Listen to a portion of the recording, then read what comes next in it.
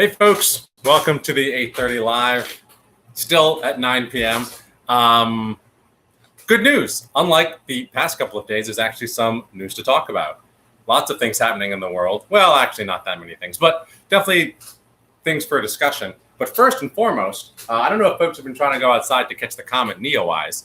I went out today. Unfortunately, it was cloudy. But from now, well, really a couple of days ago, but from now until the end of the month, July 27th or so, you can go out right after sunset and catch Comet Neowise cutting a path across the evening sky right below the Big Dipper to the northwest. So, I encourage folks to check it out. I love the sky. I think the sky is beautiful. It's amazing.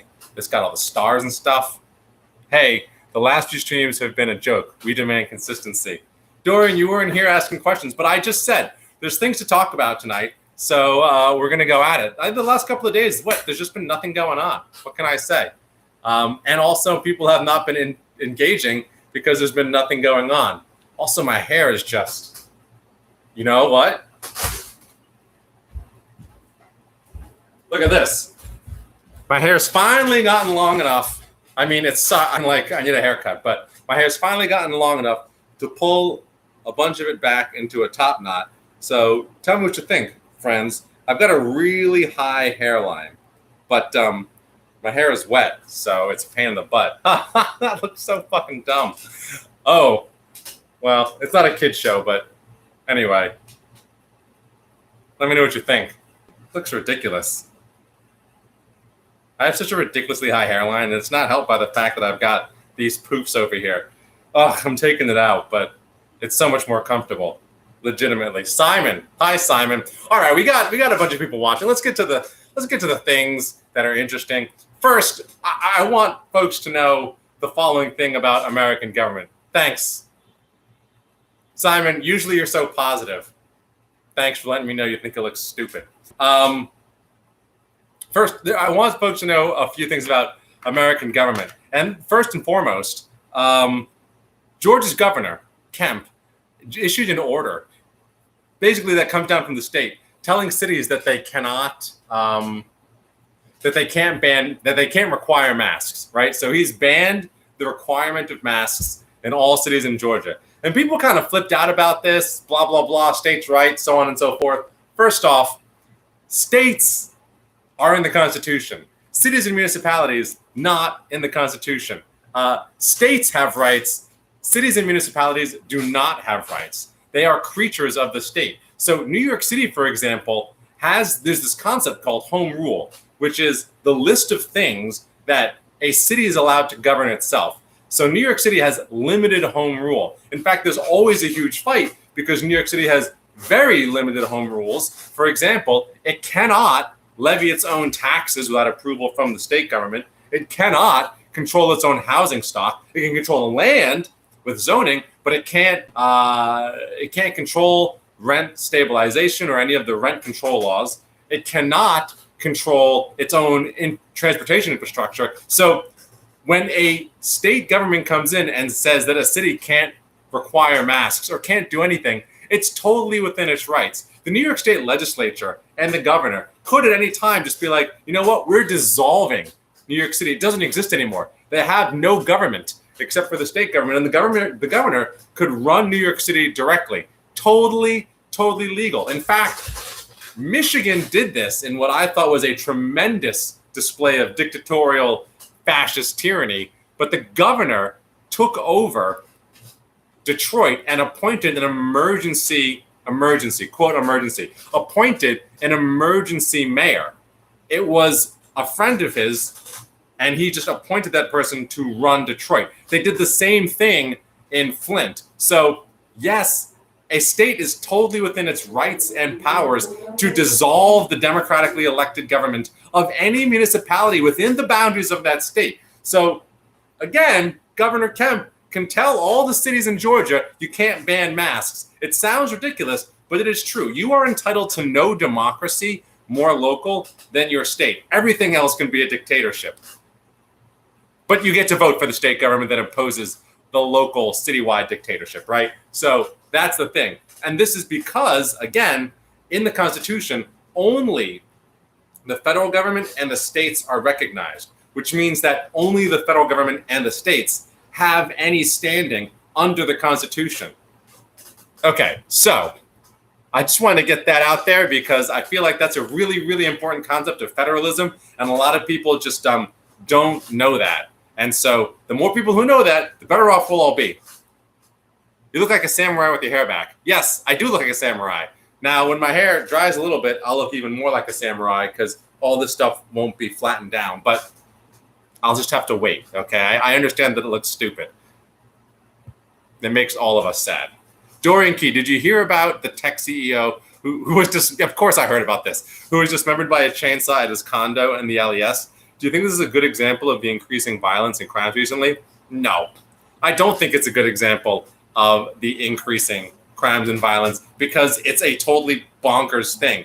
That's not the sort of crime that just, what I'm trying to say is that sort of crime happens anyway. Somebody who dresses up in a ninja suit goes to somebody's house and dismembers or decapitates somebody with a chainsaw, that's very premeditated. That I think is going to happen one way or the other. It might not have been so gaudy. They might have thought that they could take advantage of the situation, but ultimately they thought this thing out.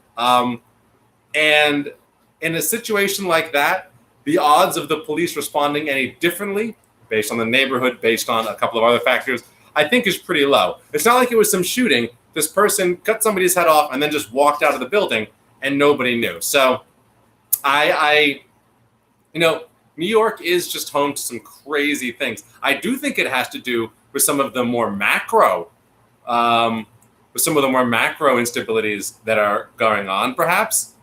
But I don't think that there's this rising crime wave in New York City that's a result of anything other than the fact that we're in the middle of a pandemic, people are hurting, and it's hot out, like it's summer.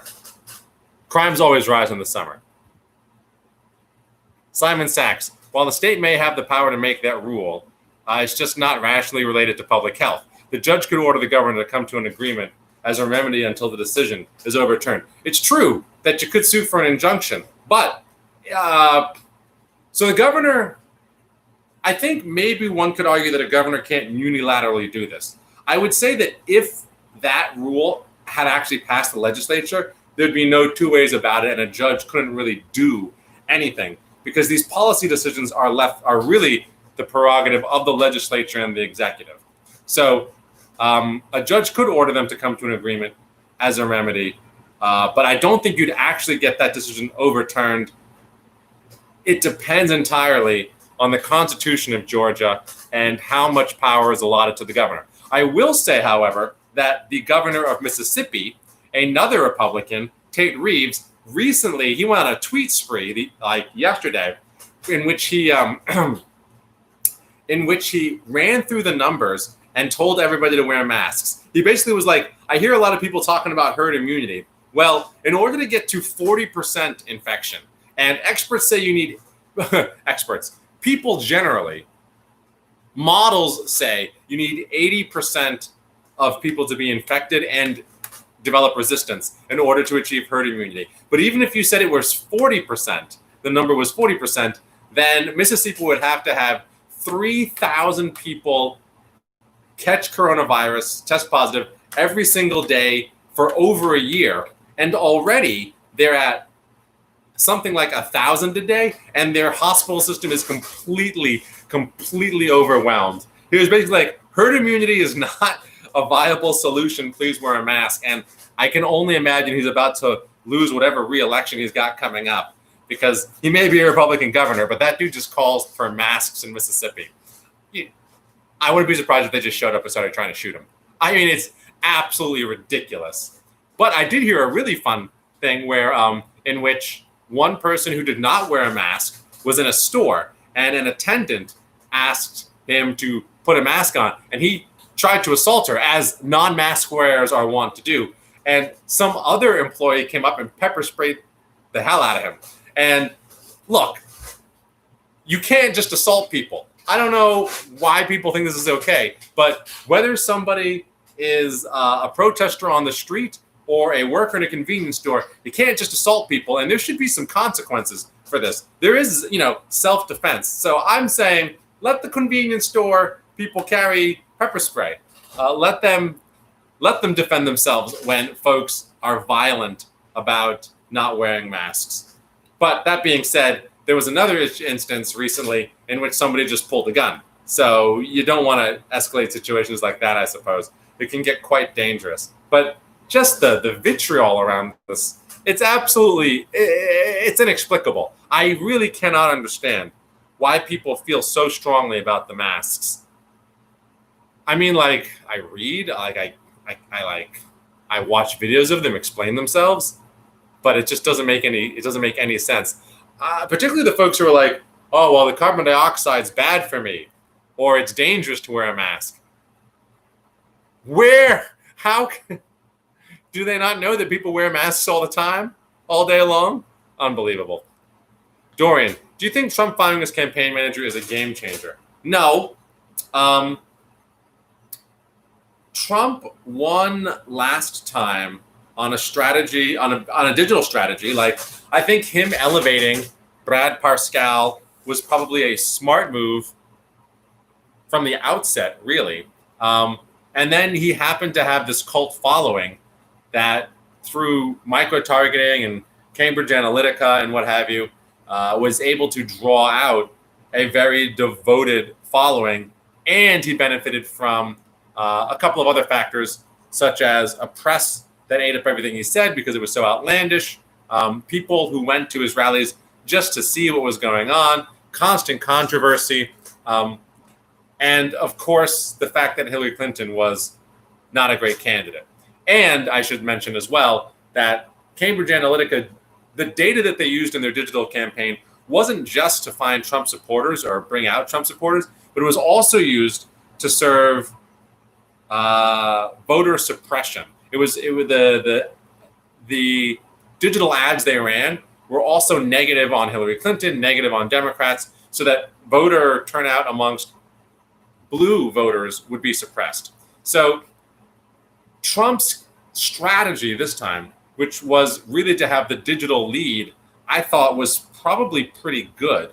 It made a lot of sense given the actual fundamentals that the campaign operated on in 2016, right? Because the other facets I mentioned weren't really within the campaign's control. The ground game of the Trump campaign was 80% run by the Republican Party. The Trump campaign itself didn't actually hire that many staffers on the ground and do the canvassing work. They sent some mail, but most of that was actually run by the Republican Party, the RNC, through their various outlets. And they can raise a ridiculous amount of money.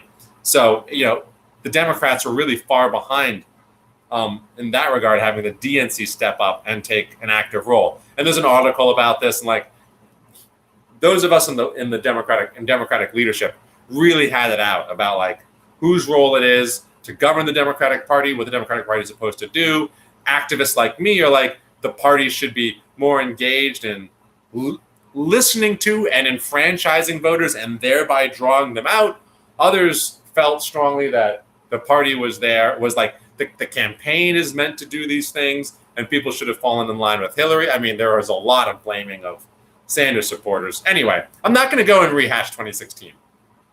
All of this is just to say that I thought putting the digital director from 2016 up front to manage the campaign was not a terrible idea. I actually thought it was building on the strengths of the previous Trump campaign. But Trump's ground game is weaker this time, and he can't just coast for a variety of reasons. Therefore, I don't think it's a game changer, but I'm curious to see what comes out of it and whether this new person actually thinks they can salvage the Trump voter contact model, particularly given COVID. Honestly, he should be doubling down on digital. Brad Parscale stays as digital director, but I'm curious to see what new things they try to come up with. Elizabeth stops, but Detroit was in a bad way. Someone had to run the city.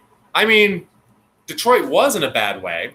I can't argue with that. and successive mayors had failed to sort of reinvigorate Detroit. But to some extent, you have to ask, like, is it ever okay to usurp a municipality's democratically elected leadership? I mean, this almost happened to New York City in the 70s, right?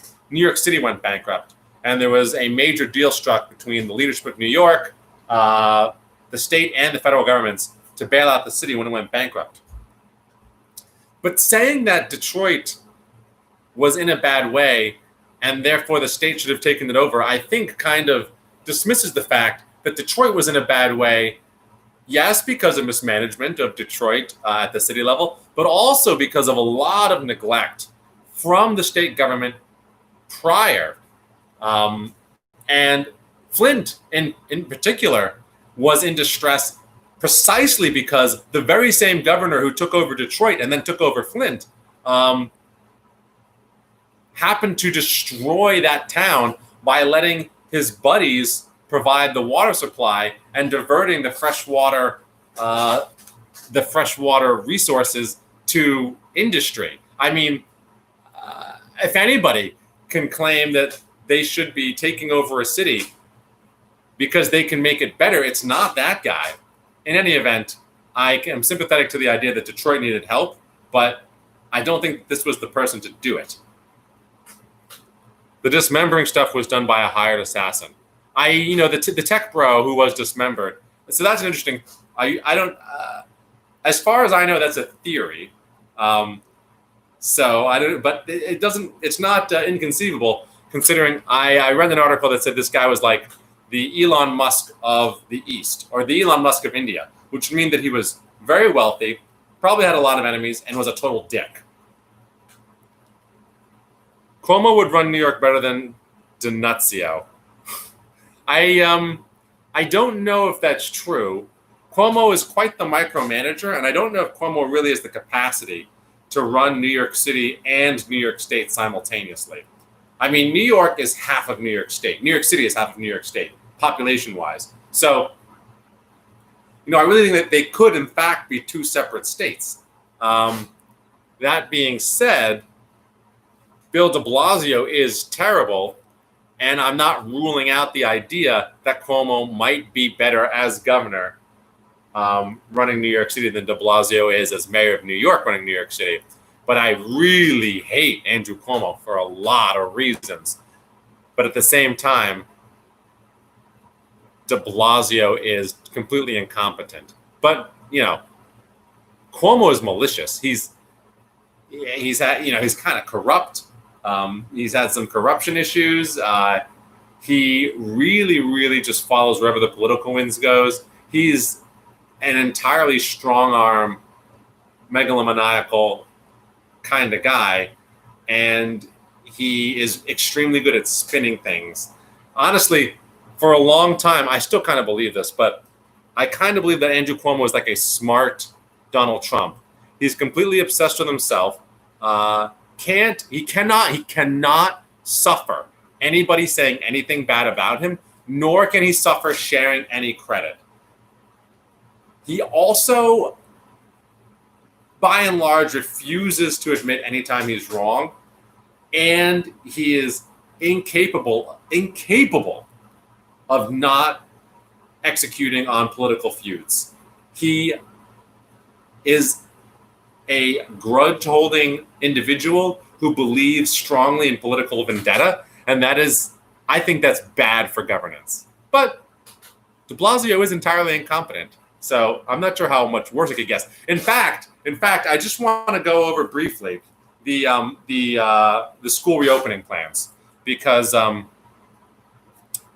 state released guidelines today, and they're getting written about. And ultimately, the big thing about all of these school reopening plans is, one, schools are basically being told to reopen, and two, there's a circuit breaker, which is that if cases rise above 9% or rise to 9%, then schools will automatically be shut down.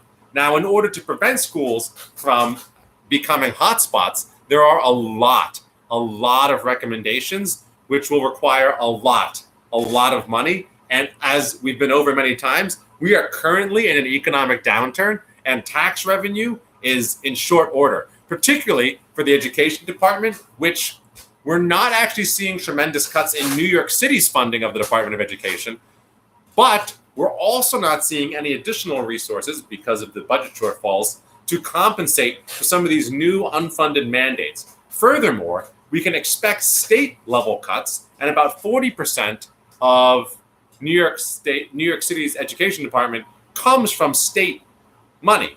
And then a fair amount comes from the feds as well. So the fact that New York City's funding of the Department of Education is staying constant doesn't necessarily tell us much about the resources that will be available, even to hold things at a normal level. But that being said, what is being recommended? Well, as you may be aware, first, cutting down class sizes and going to a shared, or rather an on-off model for schools, so that not all students are in the building at the same time. Some of the more expensive ideas, disinfecting schools every single night. Wow. Piles and piles of masks for everybody. I don't know where they're getting these masks. I don't know how they're paying for them.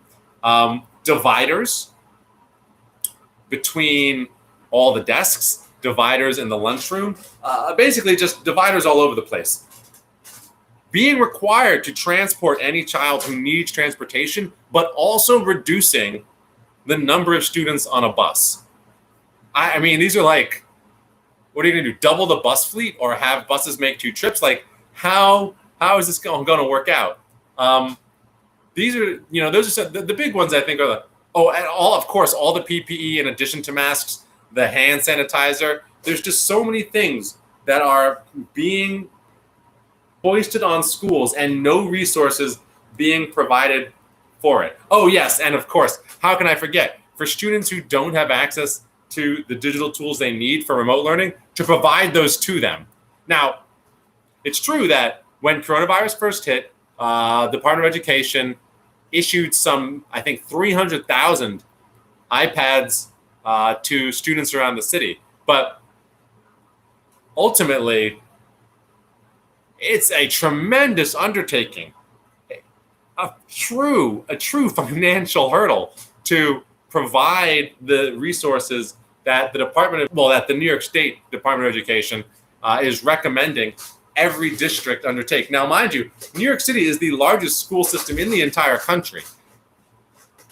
If the feds don't help out, we're going to have a seriously difficult time meeting any of these requirements. And something like, I think it was half of all teachers, at least 25%. I can't remember which one I read, but at least 25%. But I think half of all teachers have an underlying condition, which some of the underlying condition, at-risk population, right? Some of them are just over like 60.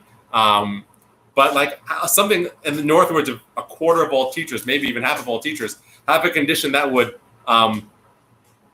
effectively excuse them from having to go into the school building. So there are going to be some seriously crazy difficulties. And the school districts themselves are meant to come up with the plans. And we spoke about this and how this really puts all of the onus onto your local principals and your teachers and what have you. Now, they do know their communities best. They know their buildings best. But still, the resources allocated to just figuring out the problem, let alone the actual resources for materials, is unbelievable. There's just nobody to make these calls in an informed way.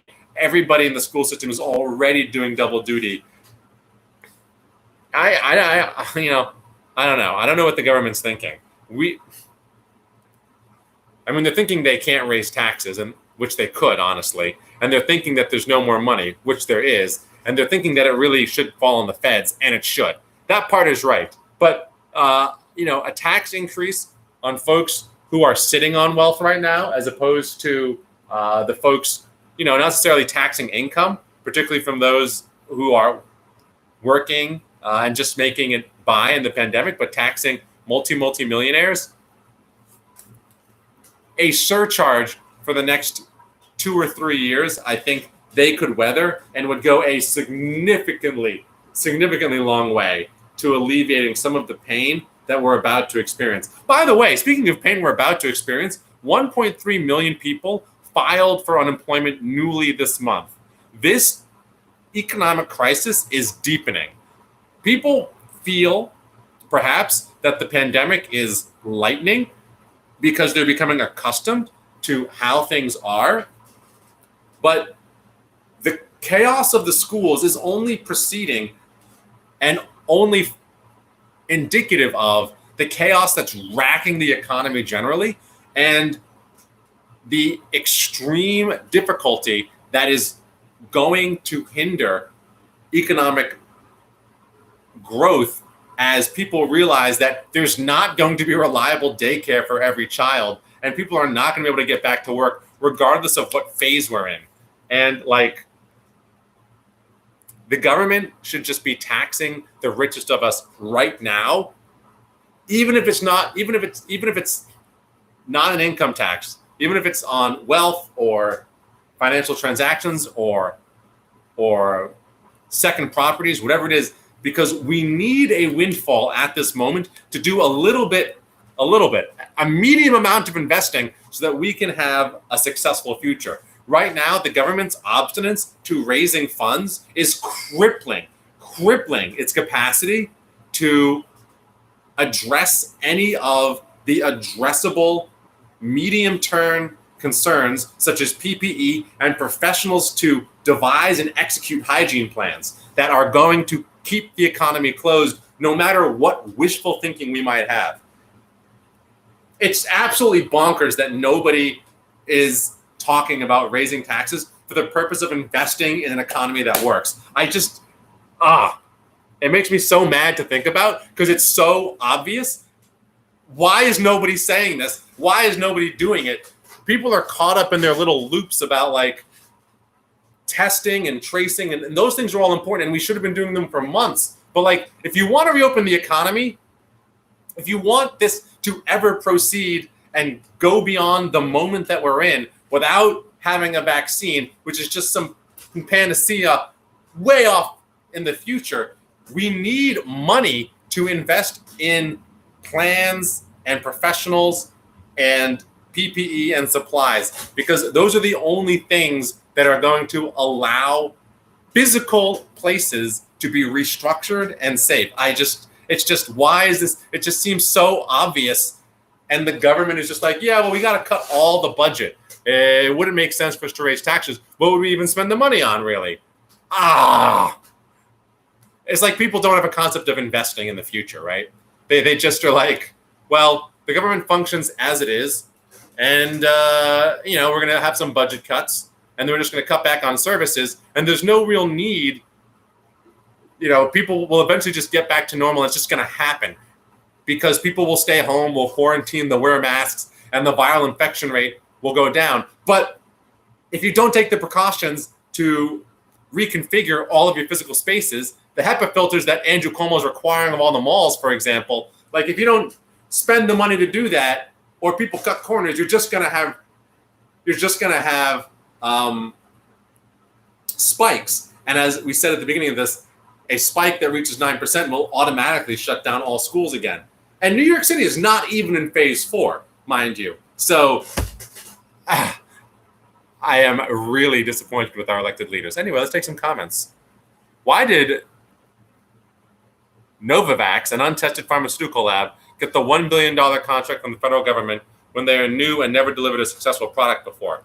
And the CEO is like, we should be your backup, not your primary. Well, the answer to that is Trump is a moron. I don't know. The answer to that is like nepotism or corruption or idiocy. There's no good reason. You're asking a rational human being to come up with an answer for why is the government behaving irrationally. There's a child in charge of it. That's the best I can do for you. I'm sorry. Ricardo Alfaro. Oh, Ricardo, I hope you're still watching because it's so good to see you. Hey there, glad to see you doing these. Thoughts about yesterday's Twitter hack on validated accounts and the vulnerability that presents to elected officials and the elections? Great question, Ricardo. I really hope you're still around. Listen, for those of you who don't know, Twitter got hacked yesterday, and all of their basically verified Twitter accounts, including Elon Musk and Bill Gates, they all started posting about a scam in which, now look, this is the best scam ever. And personally, I think if you're taken in by this scam, maybe you deserve to lose your money. Because, basically the hackers put out a message that said, I'm a very rich person, Elon Musk, Bill Gates, whatever. I'm a very rich person, and people are always telling me to give back. And so for the next 30 minutes, if you send me Bitcoin money, I will send you double that Bitcoin money back. Now, doesn't that seem a bit odd? Like, I'm Bill Gates. If you send me money, I'll send you double your money back. Why not just, if you tell me how much money you want, I'll send it to you? Absolutely nonsensical. Anyway, thousands and thousands of people sent fake Bill Gates money to the tune. I saw, ultimately it wasn't, what I saw the last report was something like $58,000 worth of Bitcoin, which honestly isn't that much. I mean, I feel bad if people were financially really, really hurt. But if you had thousands of dollars of Bitcoin lying around, maybe I don't feel bad for you. Anyway, it's hard for me to judge. The point is that all of these attacks, all of these accounts were hacked, and Ricardo's question as to what this means for election security and our reliability of media sources, I think is a great one. Because what if Joe Biden's Twitter account gets hacked, which now we know is possible, and he just starts spouting off some nonsense, saying racist things, or says something like, I finally want to apologize to Tara Reid. That would set off a firestorm.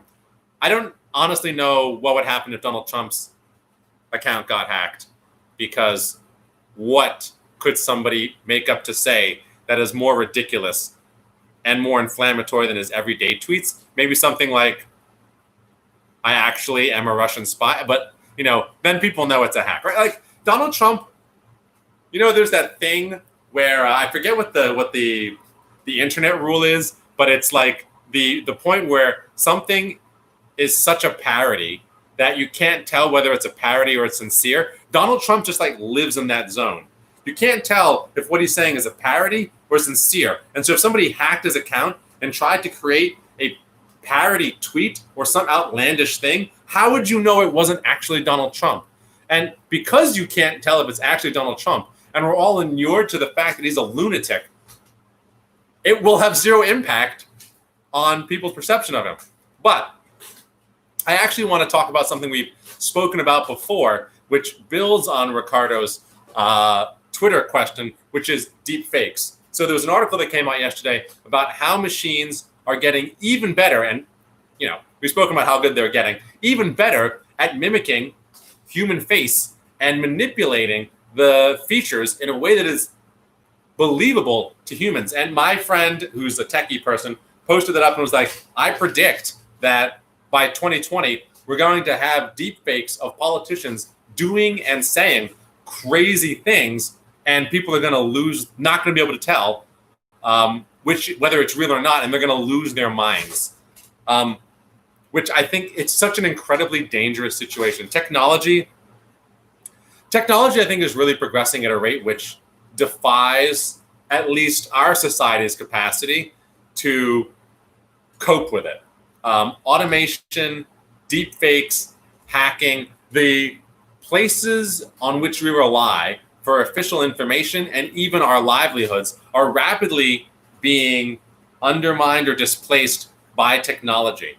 And so the fact that people are so uncritical of the things that they hear or see or read, and the fact that folks are not paying attention to this automation revolution as well, our society is about to be upended in every conceivable way. There was a couple of articles, in the last day or two about how now they finally got a burger flipping machine, and that the pandemic is actually driving the adoption. You can just pay people poorly. That works. And machines are expensive, and installing all these things is a hassle and what have you. But the desire to remove people who can be disease-ridden from the food production chain is strong right now. And so they're starting to really double time on the installation of robots.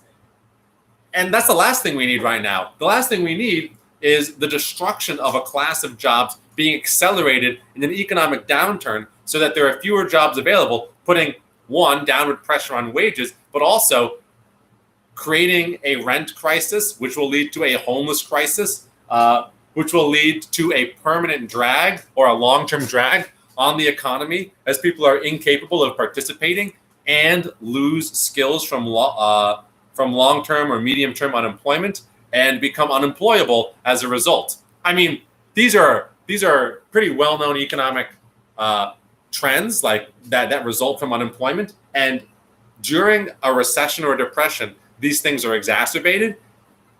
And then if you lay a bunch of people off during the depression and recession, you're going to lose the capacity to bounce back. You're going to undermine the capacity to bounce back. There's a lot of things that we could do to aid the bouncing back. And we just spoke about a bunch of them, such as making the workplace more resilient, but we're not doing that. Then there's other things that need to be done to deal with automation. And then, the Twitter hacking, the deep fakes, the complete capacity of malicious actors to manipulate our media universe. I mean, I can see. So Donald Trump's campaign, as we mentioned, a lot of threads tied together today in this talk. But we were just talking about Donald Trump's campaign and how it was so successful, really using deep analytics on social media. I can easily see the Trump campaign, which cares very little for truth or facts, using deep fakes to manipulate what people think and to create quotes that come out of people's mouths that drive his constituency insane, feeding conspiracy theories. I saw a meme today that was, this guy partnered with someone. The point was not that this person is actually accused of doing this thing. The point was it was a stock photo, and there actually was no connection between this person and Barack Obama. And they made the point that, but people will post a meme like this, and it will go viral and be like, who is this guy? Well, in the very near future, you're just going to be able to have a clip of a grainy video of Barack Obama meeting with Bill Gates, and you're going to be able to CGI mouths and computer-generated audio so that you can have them have a conversation about chipping everybody and launching a pandemic so that they could spread vaccines, so that they could use vaccines to install microchips in people. I could 100% see Trump's campaign doing that. Or just making up random videos of Joe. Imagine a hack of Joe Biden's account in which he releases a video of himself admitting to something, right? That's the kind of future we're talking about. And I could really go on and on about it, but I would just be repeating myself. So thank you very much. Ricardo, by the way, I just want to throw this out there. Ricardo, amazing individual. He served with me when I was vice president of the Young Democrats of America, and he helped found the Tech Task Force, which we just did amazing things. So I want to give him a huge shout out. He's done an awful lot of work to help advance progressive causes, and he's been a fantastic leader in the Young Democrats and in Puerto Rico, where he's from, and now in Virginia. So thank you so much for joining today and for that question. Awesome. Dorian Key, what do you think of Jeff Sessions losing his primary? Do you think Trump is loyal to anyone after he dumped and destroyed Sessions? Yes, Trump just demonstrated his loyalty. To whom did he do it? What's his name? That guy. You know, the guy that he was like, glasses dude. Come on, somebody help me out here. Oh, anyway, he commuted this dude, Roger Stone. Thank you, Ben. I'm thanking myself because I did it for me. Anyway, Roger Stone, he commuted Roger Stone's sentence. And he put pressure on DOJ to drop Mike Flynn's case. I don't know if this is because he's patient or some sort of mastermind. I mean, I doubt it, but Donald Trump is loyal to people, and he's willing to use his power to get them off the hook. I think particularly if he thinks that they've been good to him. Sessions, I think there's maybe, he was biding his time to really screw that dude. Sessions, he's been on. Remember, the entire Russia investigation really happened because Jeff Sessions recused himself, which was the right thing to do. Not that I give Jeff Sessions a ton of credit for that, or for anything really. But like Donald Trump, I think whatever Jeff Sessions did afterwards, I think Donald Trump doesn't like that guy. Now, as for Jeff Sessions losing his primary to whatever his name is, Tubbo. I saw an amazing tweet from the Alabama Democratic Party, which was I'm going to tell you the tweets. I'm going to tell you the tweet, and then I'm going to tell you the responses that I saw because they are depressing. Okay, so Alabama Democratic Party tweeted that Doug Jones, who's the Democratic senator right now, who beat what's his name, Roy Moore, pedophile Roy Moore. Oh God, this is going to get even worse. But Alabama Democratic Party tweeted that Doug Jones found justice for the 4 African-American girls who were murdered by a white supremacist. Tubbsy, or whatever his name is, thought that it was punishment enough when he was a soccer coach to sit a player out of a game who had been convicted of raping a child. So that's bringing the heat. But the comments, depressing. The one that really sticks with me is somebody replied, yes, but Doug Jones supports Planned Parenthood, so he's murdered a lot more children, which is just like, wow. This coach, who, as far as I know, doesn't have a thought in his head and knows nothing about policy or anything like that, his response to one of his players raping a child was to sit that person out of a game. Doug Jones prosecuted and got sentencing for 4 people, for a white supremacist who killed 4 black girls. And the response to this is he supports Planned Parenthood, so he's murdering more people. Therefore, this coach is a better option. And this wasn't an isolated, this is just sort of an somebody did say that specifically, but that's sort of like an encapsulation of the tweets that I saw in response to that argument. And I don't know who this dude is, this Tubbsy guy or whatever. As you can probably tell, I have not taken the time to remember his name, but it is. People are saying that it's great that Jeff Sessions lost because this dude's an even bigger whack job.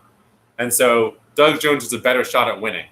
And look, Jeff Sessions recused himself from the Russia investigation.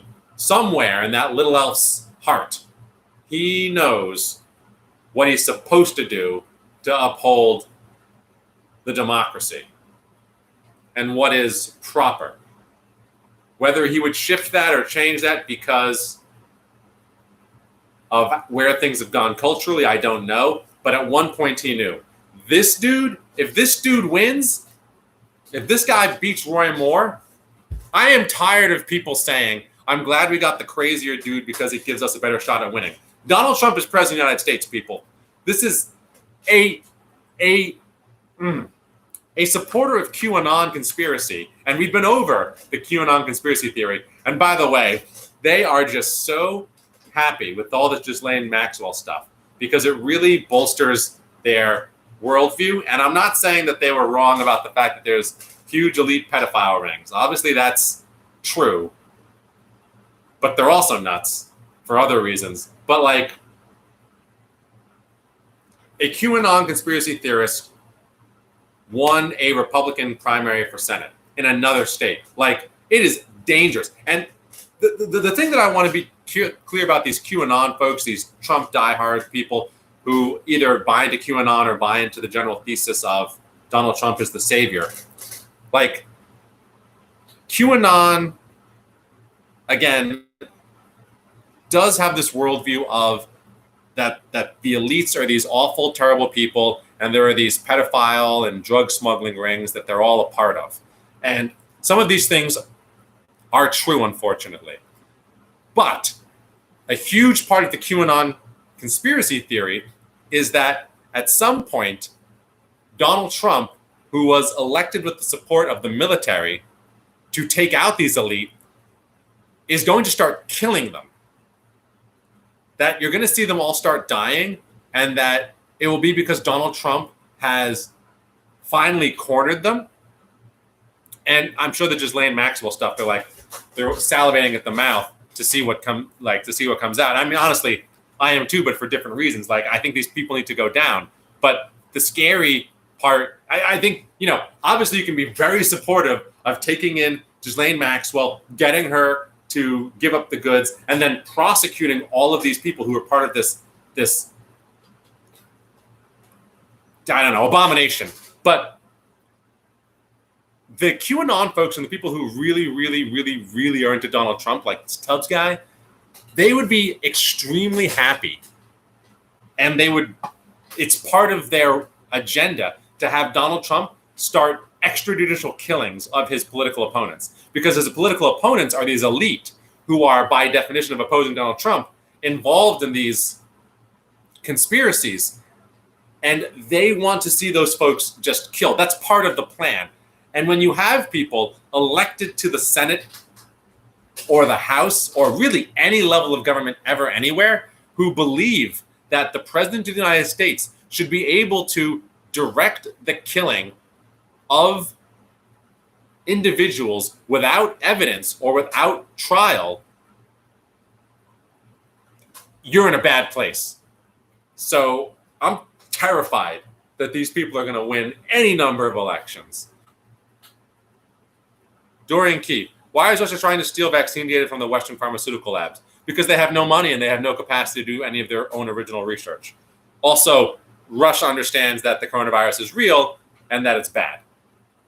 Aren't we going to share it with them anyway once we make it? Well, I forget who said that it would be public, but it wasn't Donald Trump. So the answer is probably not us. I mean, we probably won't share if we figure it out. Simon Sachs, will Trump come out in favor of an infrastructure bill just before the election, pumping lots of money into the economy and creating more jobs in the States? Will that have an impact on his numbers? Let's think about it. Donald Trump has been in favor of a stimulus bill since the day he took office. Why hasn't a stimulus bill passed? Well, some would say Democratic obstinance, but others would say that his stimulus bill is effectively pork for all of his friends and allies, and that it's really not a great stimulus bill. So, to answer your question, I sincerely doubt it. I sincerely doubt it for two reasons. One, I don't think the Democrats are going to go along with something like that. I think what the Democrats are looking for is relief and aid to American residents and citizens, not a bill that would require more people to go to work. And the second is that whatever infrastructure bill he comes up with is probably going to be trash anyway. So the Democrats won't likely agree with it for that reason. And even if it passed somehow, it wouldn't create the jobs that I think one might expect. It would put a bunch of coal miners back to work probably, but that's not going to create the large scale revival of the economy that Trump really needs to claim that he's had a success. And whether he wins or loses, I can't say. But if we're talking about boosting the economy as a path to victory, what he needs is more broad economic growth than what he's going to get out of an infrastructure bill. And finally, the infrastructure bill would require, again, people to go back to work, which is kind of not, I don't know, but I hope so. I can say this much. The most we can do, the least we can do, I will say this much. we all have to work to make sure that happens.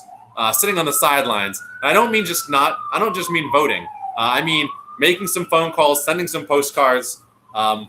If you really can't bring yourself to support Biden, and I think that we should all really dig deep and try and understand whether or not we really are okay with another Trump term.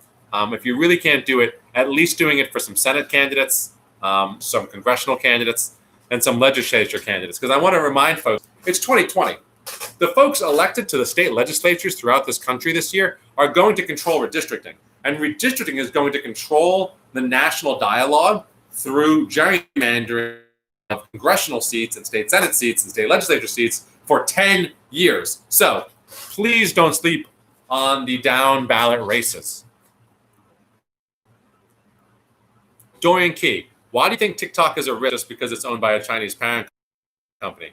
Isn't that discrimination? I think TikTok is a risk because it is a spy company and it tracks data that you wouldn't even think about. It basically takes every piece of data on your phone about you and transmits that to TikTok. And the businesses in China are not separate from the government in China. So let's just say, for the sake of argument, that China wants to manipulate American citizens and American elections. Well, we talked a lot in 2016 about how Russia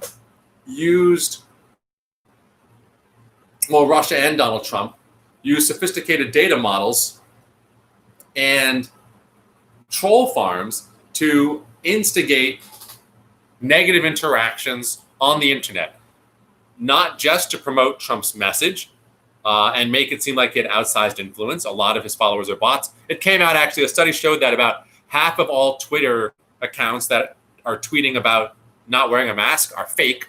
But so driving that dialogue on the internet,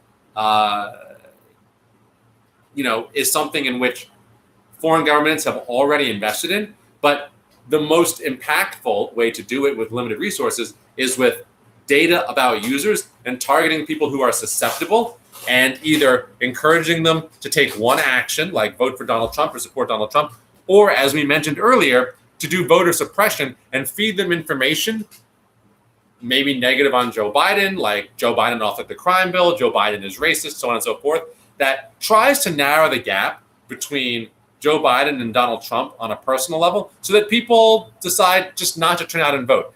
Voter dissuasion, preventing people from going out to the polls, was a huge part of Trump's digital strategy and victory in 2016.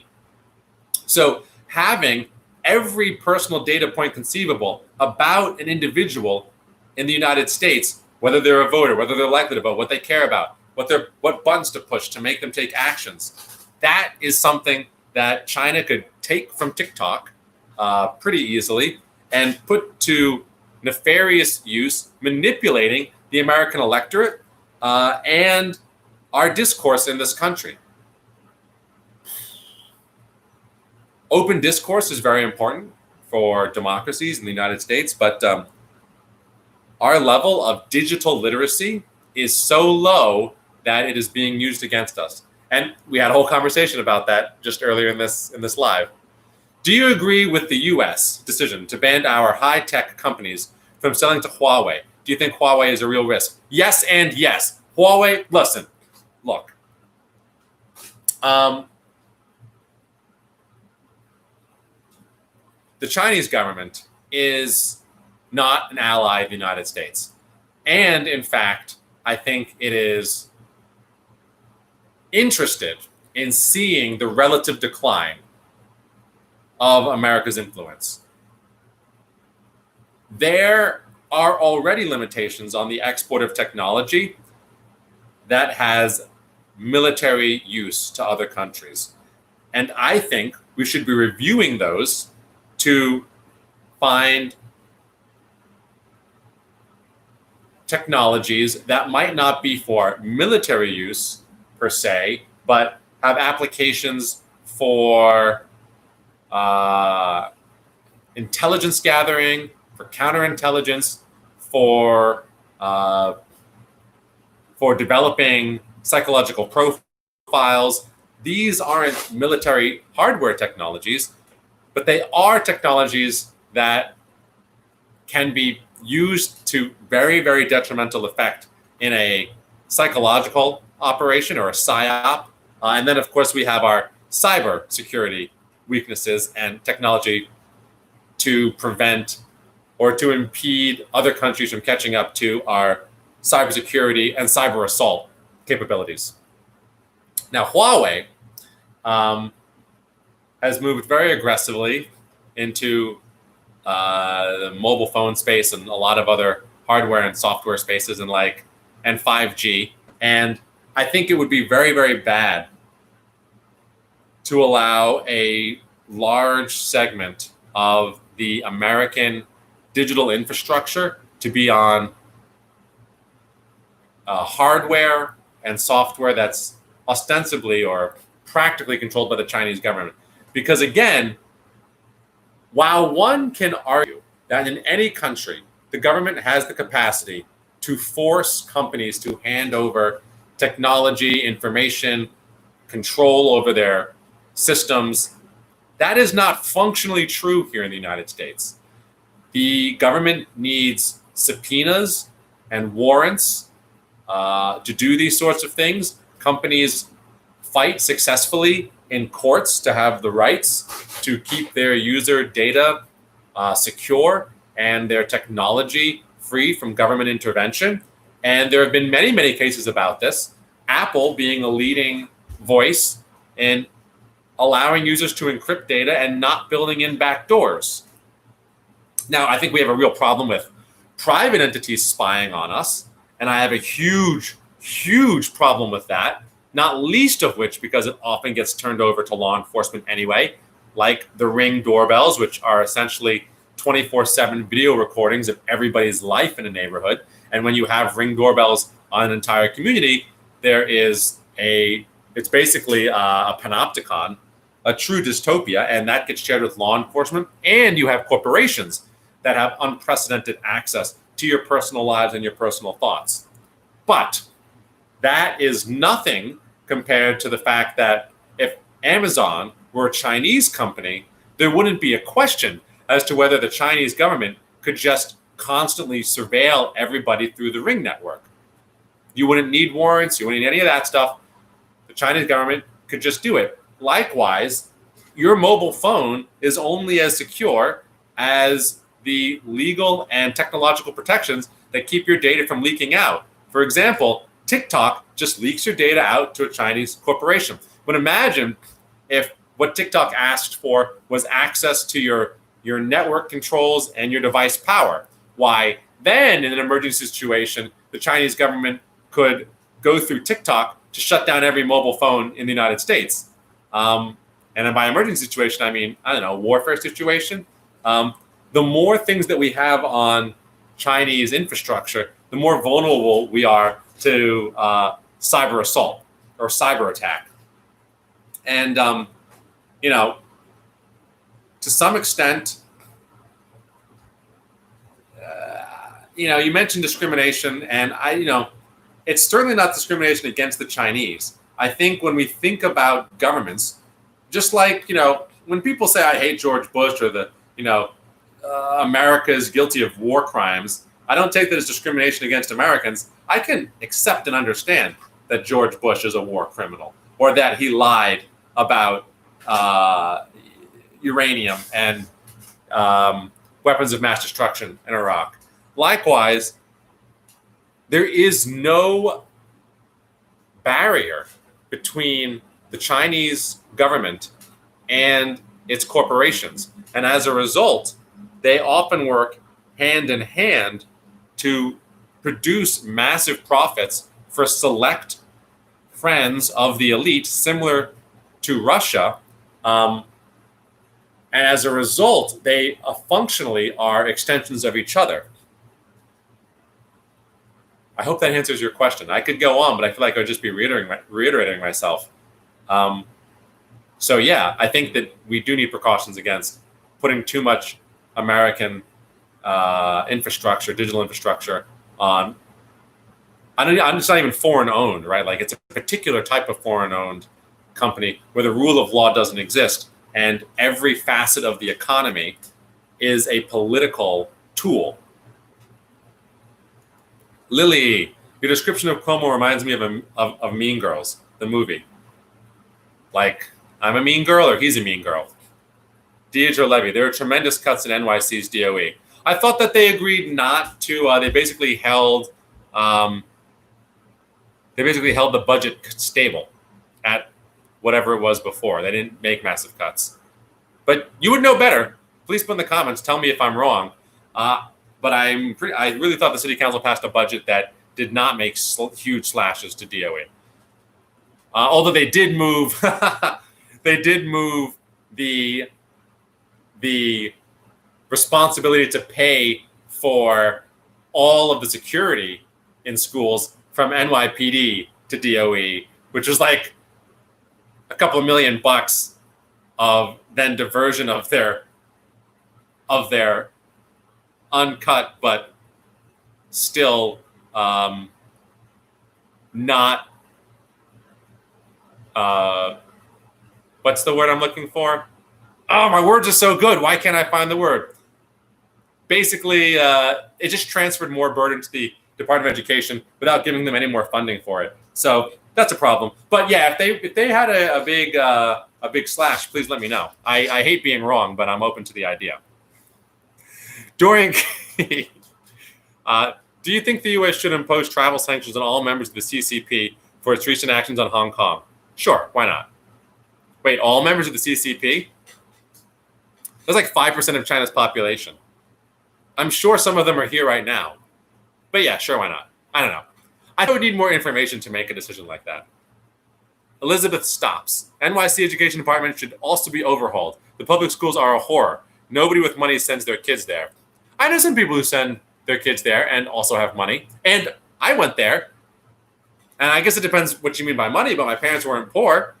I mean, not by the time I was in high school, at least. I mean, we weren't poor when I was in middle school. I mean, at some point, my parents became professionals, but they came from very poor families. But that's not the point. The point is the NYC high schools could certainly be better, but I think people underestimate just how good our school system is. There are some really, really stellar educational resources there, and we have some of the best schools in the country.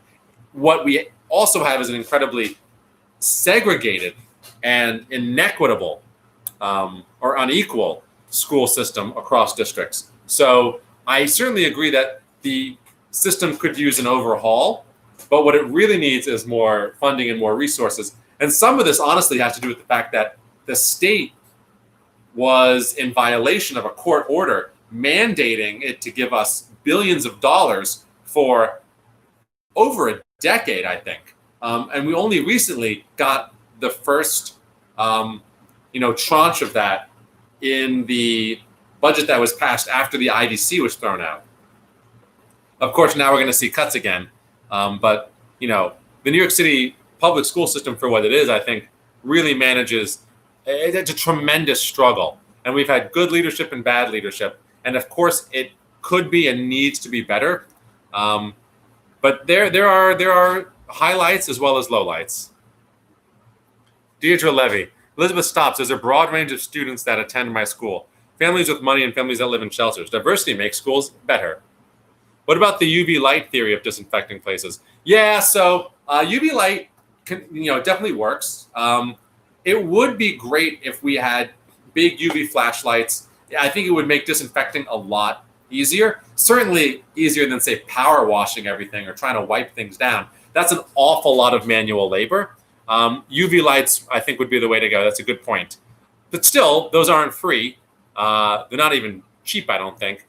And you need special gear if you're going to go into a school and shine those around, because otherwise, the folks doing it will damage their eyes and they'll get cancer. But it's a great point. But you also still need people to go into the schools and shine light in every nook and cranny for a couple of seconds, which you just need more staff. You just need more people. Simon, could there be a situation where private schools have the resources and public schools are not funded by the federal government? the private schools reopen and public schools do not. Oh, yes, that is theoretically possible. Although I think private schools would be more likely not to reopen than public schools because they have the resources to actually do distance learning. And I feel like they might be a bit more considerate of the health of their students and the families that pay in, because those are wealthy families. And then those families also tend to have the capacity to work from home because they work in jobs that don't require them to physically be there, or they can afford help. So actually, I think private schools are the ones who are more likely to do remote learning for longer than public schools, which are basically seen as a public service providing daycare as much as they are providing education. Although, obviously, the educational component is way more important in the long run. Simon Sachs replying to Deirdre Levy, why? Why is diversity, economic diversity, strengthening? Dorian Key, is Phase 4 coming next week? I don't know, man. I just don't know. I think we're in a good place right now. I don't see things. Oh, wait, there is a spike of, I don't think so. Nope. There's a spike of coronavirus amongst young people aged 20 to 29. So listen, you young guns, stop being idiots. Start wearing your masks. I see you. I see you every weekend. I know what you're doing. We're not going to get to Phase 4 like that, so no. Elizabeth stops. Deirdre Levy, are you in Manhattan? I think the schools are better there than the outer boroughs. She teaches in Brooklyn. She teaches by Fort Greene, I think.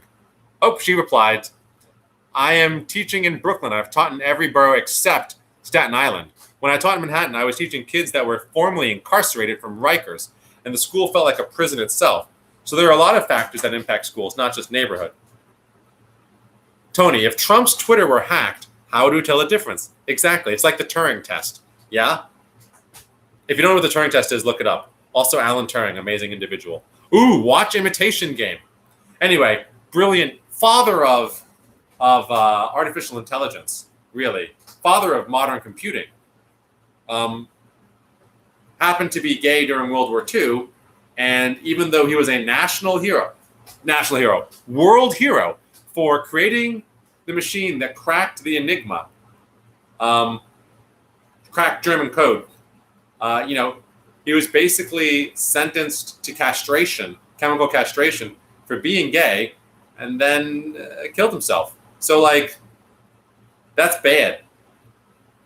Bigotry is terrible. It's just, what a waste of humanity. I mean, Jesus Christ. We should not do that kind of stuff. Lily, hacking Trump's Twitter. You could tweet something rational from Twitter. Yeah, if Trump started saying things like wear masks. What do you think of White House ordering hospitals to not send data to the CDC anymore and to Health and Human Services instead? Actually, we spoke about this yesterday, but it was brief. And I will say, it's a disaster. Already, information that was publicly available has ceased to be publicly available. And an app that tracks the availability of ICU beds across the country has lost its capacity to do so, plunging all of us into the dark as to the true detriment and negative consequences of allowing coronavirus to run rampant in places like Texas. But we do know that Texas hospitals are filled to the brim. That Mississippi hospitals are filled to the brim. Trump's attempt to conceal all of this data is, this is people talk about how communist regimes and dictatorial regimes and far lefty regimes, are constantly concealing information and blah, blah, blah. Yo, if that's your definition of a dictatorship or communism, we are living in a communist dictatorship right now under Donald Trump. They are covering up, like Chernobyl. People look at Chernobyl like, that's what happens when you have a Soviet government. Yeah, well, look, there's a huge health crisis, and the government is out there trying to cover up what's going on and pretend that nothing is wrong. This is as Soviet as it gets. And we're talking about capitalist America right here. So maybe the problem isn't communism. Maybe the problem is bad leadership. Now, the one thing that I can say for the Soviet Union that they didn't have, which we have here in the United States, is the capacity to unelect leaders who pull that kind of shit. And I, again, going back to something we said prior, hope that everybody here will consider doing some electoral work to help ensure that Donald Trump and the Republicans lose control of the country in this next election. I got a reminder on Facebook like 2 weeks ago that I was out campaigning for Barack Obama in 2012 this summer, this early on. This is the time, folks. I'm going to start posting up volunteer opportunities. Yeah, and I'll start sending out my email again. We got to do it. Dorian Key, what do you think of the White House changing its interview and hiring process for its political appointees to personally pledge loyalty to the president instead of the Constitution?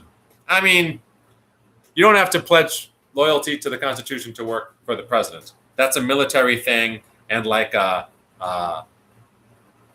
civil servant thing. To personally work for an individual, like, I don't think that's such a big deal. Like, it's kind of gross. It is gross. But, if a CEO of a company asked people to be loyal to him, that would be like his prerogative or her prerogative. We're talking about staffers for the president who is meant to serve the interests of the United States, but ultimately does have personnel for his own operations. Deirdre Levy, I taught for one summer in a junior high school in South Jamaica. Half the students wanted to kick my ass. The other half was going to kick their ass for kicking mine. I had to duck the chairs between being thrown across the room. Wow. It's like that movie, Dangerous Minds, which I never saw, but I saw the commercial. Michael Kaplan, back when there were commercials and people watch TV. Michael Kaplan, baby boomer Republican presidents keep screwing over our generation. I can't argue with that, bro. Deirdre, Elizabeth Stops. Sounds intense. That's the feeling I had in Manhattan, Midtown West. Midtown West. Yo. Yeah, there's some rough Hell's Kitchen. Yeah. Yeah. Dorian Key, what do you think of the U.S. State Department for the first time saying China's claims to the South China Sea is illegal? I'm for it, but what are we going to do about it? I mean, yes, that's good. The 9-dash line is nonsense. Michael Kaplan, speaking of the Trump campaign, did you see that Bill Stepien, one of the masterminds of Bridgegate, was made Trump's campaign manager? I did see that. And I have no further comment on it. Ben, how did you recruit people to phone bank for Warren back in January, February? Did you use social media? I did. But the biggest recruitment tool for Warren was the Ready for Warren website, like her website. I had my part in it, and I did recruit people, but there was a network of people who supported Warren. What was your recruitment script? Come help Elizabeth Warren. I have space for you. And there were dedicated networks on her website and Facebook groups and Twitter accounts for organizing. I mean, I imagine Joe Biden has the same thing. In fact, I know Joe Biden has the same thing because I'm in one of his Facebook groups. I mean, I joined after the primary. Or somebody invited me, I should say. And I said, okay, Bill. Anyway, Deirdre Levy, because private schools want to make money, not really educate, I would hope the state would not allow it under any circumstance. Oh, that's why they would open? Hey, Matt is here for the first time. Definitely do the Magna Carta tonight. We'll see how many comments we got left. There's a lot of comments. I don't know. We'll see. Hello, Matt. Please comment if you want me to read a section of the Magna Carta. We're at like 47. Section 47. Elizabeth Stops. I don't know what the QAnon people are, but it sounds like they are Christian radicals. Oh, QAnon. It's the letter Q followed by anon for anonymous. QAnon is a conspiracy theory that takes its name from somebody named Q on Reddit who claims to be an anonymous informant from inside the deep state military community who feeds small tidbits about how Donald Trump is part of an effort to take down the political and economic elite that are involved in a huge child pedophile trafficking ring, including but not limited to Hillary Clinton, Barack Obama, Beyonce Knowles, Jay-Z, Bill Clinton, and basically everybody who's like you've ever heard of, who's not Donald Trump or a Donald Trump ally. And QAnon Q puts out statements giving them information about intelligence from the military community, not with any backing, just basically saying, it was basically somebody who showed up on the internet one day and was like, hi, I'm in the deep state military. All these people are involved in a trafficking ring. And you can believe me because I'm in the military. And everybody just believed that person. Apparently, Q has made a bunch of predictions which have come true. But as far as I can tell, Q has made a bunch of predictions that came false. Except for the Jeffrey Epstein thing. Yeah, okay. But people knew I don't think it's not a big win to be like, people know about Jeffrey Epstein and have known about Jeffrey Epstein for a long time. And then to say that, yeah, there's terrible, terrible people, humans out there who traffic children and such. That's been known. What QAnon really added was, and by the way, everybody you hate is part of that. A lot of them are Christian radicals, though, because they're like completely obsessed with the idea of good versus evil and the reckoning coming. Dorian Key, Ben, for being part Chinese, you're against TikTok, Huawei, the CCP. Man, you would be called a traitor back in the mainland. Lol. But I know lots of Tai Chi. Lots of Tai Chi. I'm very good at Tai Chi. I'm super Chinese. And I'm super Jewish. I haven't had bagels in so long. Pandemic. Elizabeth stops. Biden is an elderly man who has a little bit of memory loss, maybe from trauma since his death, presumably mean his son's death. The country needs younger, stronger people who are honest and willing to fight for the good of the country, not politicize all their beliefs. I agree that we do need better, younger leadership, and I really wish we could get it. But that is not how this election played out. And I'm willing to do what I have to do to ensure that we have another election in 4 years.